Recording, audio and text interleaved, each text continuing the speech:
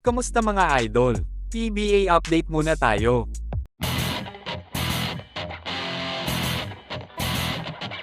Sa pagkawala ng mga former superstar ng Northport Batang Pier dahil sa pagkakatrade nila sa mga powerhouse team sa PBA, inakala ng mga basketball fans na aalis na din ang koponan sa liga dahil farm team na lang ang tingin sa kanila ng mga sumusubaybay sa liga.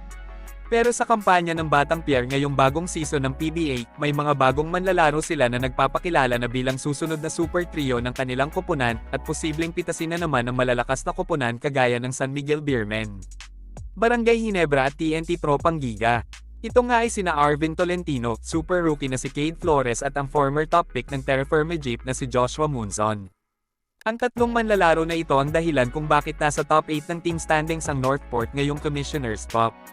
Credit na din sa kanilang napakasipag na import na si Venkat Esha Joyce na nag-average ng 26 points, 14 rebounds at 4 assists kada laro.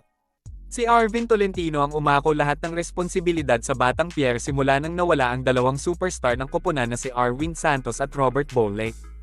Halos wala na din kasing maasahan sa opensa ang Northport dahil sa pagkawala ng kanilang mga superstar.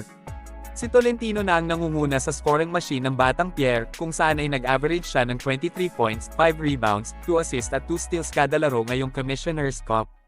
Hindi na din naman nakakapagtaka para kay Arvin Tolentino na magiging scorer siya sa Batang Pier, dahil nung naglalaro pa siya sa Ginebra isa siya sa inaasahan ni Coach Tim Cone sa opensa bago pa siya matrade sa Northport.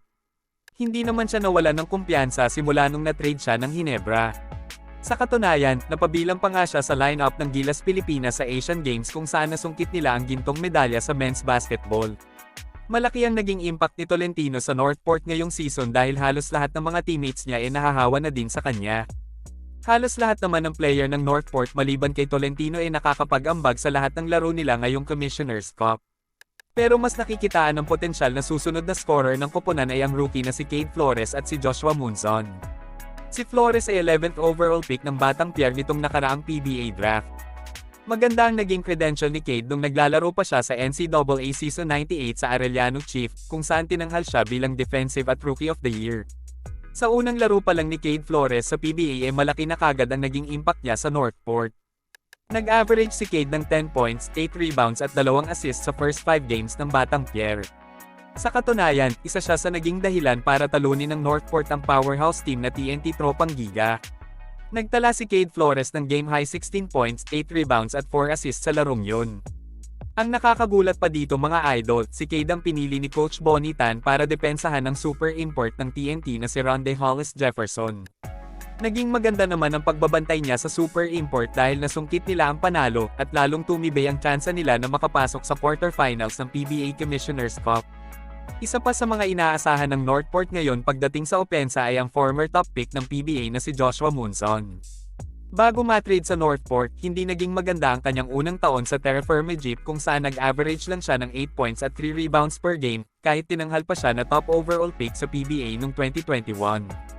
Nagpatuloy pa din ang hindi magandang performance ni Munzon sa PBA simula nung na-trade siya sa Northport dahil na din siguro nasasapawan siya sa scoring ng superstar ng koponan noon na si Robert Bolek, Arwin Santos at Arvin Tolentino.